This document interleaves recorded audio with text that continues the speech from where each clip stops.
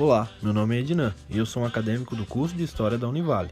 Hoje vamos fazer um resumo sobre o Brasil de 1945 a 1964. O período que se estende de 1945 a 1964 pode ser considerado como um momento verdadeiramente democrático no Brasil, já que até tal data as eleições eram indiretas ou reduzidas a minorias elitistas. É importante destacar que depois desse período, o Brasil só volta a ser verdadeiramente democrático na década de 1980, se estendendo até os dias atuais. Durante esse período, os brasileiros puderam ir às urnas para as eleições presidenciais em 4 oportunidades, tendo no maior cargo político brasileiro 4 presidentes eleitos democraticamente, além de vices e membros do Congresso que assumiram em ocasiões especiais. O Brasil pós-Estado Novo foi um país que conheceu a modernização, a urbanização e a industrialização. Importantes empresas e organizações estatais foram criadas nesse momento, como a Petrobras, a Eletrobras, a Caixa e o BNDES. É um momento em que a economia cresce gradativamente, o capital estrangeiro adentra no país e a população adquire mais direitos civis e sociais. O período também é marcado pelo êxodo rural para as áreas urbanas e o surgimento das grandes cidades e metrópoles. Além, é claro, da forma de viver, que é totalmente modificada diante das diversas novidades tecnológicas que adentraram no Brasil. Embora esse período seja considerado democrático, ao longo dele houve inúmeras tentativas golpistas de instalar governos antidemocráticos no país. Destacamos aqui, primeiramente, o descontentamento em 1950, quando Vargas, que havia sido um ditador durante o Estado Novo, venceu as eleições no mesmo ano. Porém, nesse momento nada é feito, já que o mesmo tinha sido eleito por vias democráticas e tinha um grande apoio da população. Após esse incidente, temos a instalação da República do Galeão, em 1954, que, investigando a morte de Rubens Vaz, também começou a investigar o governo de Vargas, tentando achar motivos para depô-lo e assumir o comando do Brasil. Porém, os planos do membro dessa República do Galeão foram água abaixo, quando Vargas se suicidou e comoveu o país inteiro, impossibilitando a tomada dos membros dessa organização. Em 1955 são feitas novas eleições e Juscelino Kubitschek e João Goulart são eleitos. Novamente, há um descontentamento por parte da oposição, que tenta dar um golpe com Carlos Luz no poder. Porém, essas tentativas são postas abaixo, quando o general Lott deu o golpe preventivo, mantendo a Constituição em vigor. Durante o governo JK, outras tentativas de rebelião contra o governo ocorreram, como as revoltas de Jacareacanga e Aragarças. A primeira ocorreu logo após a posse de JK, em 1956, quando oficiais da aeronáutica, comandados pelo major Haroldo Veloso, invadiram e formaram um quartel militar na base aérea de Jacareacanga, no sul do Pará. Os militantes estavam insatisfeitos com o governo e decidiram se rebelar contra o mesmo, se estabelecendo na base e tentando dominar localidades próximas. A rebelião custou para ser exterminada, mas no fim terminou com a prisão dos seus líderes.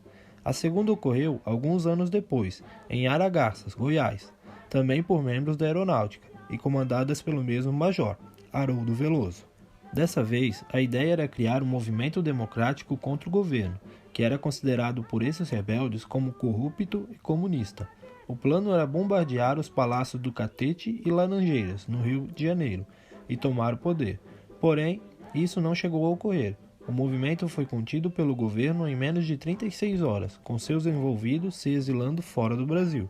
Após esses episódios, temos as eleições de 1960, que elegeram Jânio Quadros e Jango. E aqui vemos Jânio Quadros tentando articular uma forma de desmanchar o Congresso Nacional, estabelecendo mais poderes para si mesmo, de uma forma um tanto quanto autoritária. Após a renúncia de Jânio, temos uma coalizão dentro do Congresso contra a posse de Jango, e com a ameaça dos ministros militares de instaurarem no país um governo militar, tentativa que foi controlada pela campanha da legalidade. Após isso, ainda temos a invasão dos rebeldes no Congresso por conta das questões da ilegibilidade dos sargentos, rebelião que conseguiu ser controlada. Por fim, temos a rebelião geral das Forças Armadas, que colocaram abaixo a democracia com o golpe de 1964, pondo fim, dessa forma, nesse longo período democrático. O que é interessante observar, diante de tantas tentativas antidemocráticas, é que desde o estabelecimento da democracia, em 1945, já germinava a ideia de um golpe contra a Constituição, e que o mesmo foi engrossando e engrossando, até chegar em um momento que explodiu. É possível observar também como forças e organizações internacionais ajudaram nas tentativas golpistas. É de suma importância salientar os investimentos estrangeiros e de empresas estrangeiras desses movimentos, além, é claro, da intervenção dos Estados Unidos na política e especialmente nas Forças Armadas brasileiras. O alinhamento com os Estados Unidos fez com que as Forças Armadas seguissem e treinassem a partir de ideais norte-americanos e da Escola de Guerra norte-americana. Se pensarmos no que estava acontecendo no mundo naquela época, fica claro o porquê do envolvimento estadunidense no Brasil.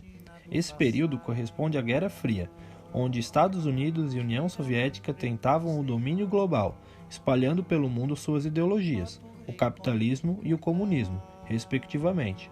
Sendo assim, não seria de nenhum grado interessante ter países do seu próprio continente associados a ideais soviéticos. Nesse sentido, os Estados Unidos agiram de várias formas para impedir o avanço desses ideais no Brasil, se infiltrando na política, na economia e nas forças armadas brasileiras. Esse período também é marcado pela ascensão e o colapso do populismo, pois praticamente todos os governos dessa época tinham esse caráter populista, com um líder forte e carismático, ficando esse período de 1945 a 64 conhecido como a República Populista. O que acontece é que após anos de governos agindo de forma errônea, as dívidas do governo e a inflação foram crescendo gradativamente, se tornando cada vez mais públicas e se refletindo na vida dos brasileiros, que assim começaram a organizar sindicatos, comitês e organizações, e fazendo greves e protestos no Brasil inteiro. Dessa forma, se tornou nítido o esgotamento desse tipo de governo, o que possibilitou o golpe militar de 1964. Vimos na aula de hoje o que aconteceu no Brasil durante os anos de 1945 a 1964. Observamos que esse período foi um momento verdadeiramente democrático no Brasil. Foi nesse momento em que o Brasil começou a se industrializar, modernizar e urbanizar. Compreendemos também que esse lapso temporal teve como principal ideologia o populismo e que muitas tentativas antidemocráticas ocorreram durante esses anos. Foi possível também compreender o contexto da Guerra Fria e o envolvimento dos Estados Unidos no que acontecia no Brasil, além, é claro, dos graves problemas que se acumularam nesse período, como a inflação e a dívida externa, e, finalmente, o golpe militar. Esse foi o conteúdo da aula de hoje. Espero que vocês tenham gostado. Obrigado por assistir e até a próxima!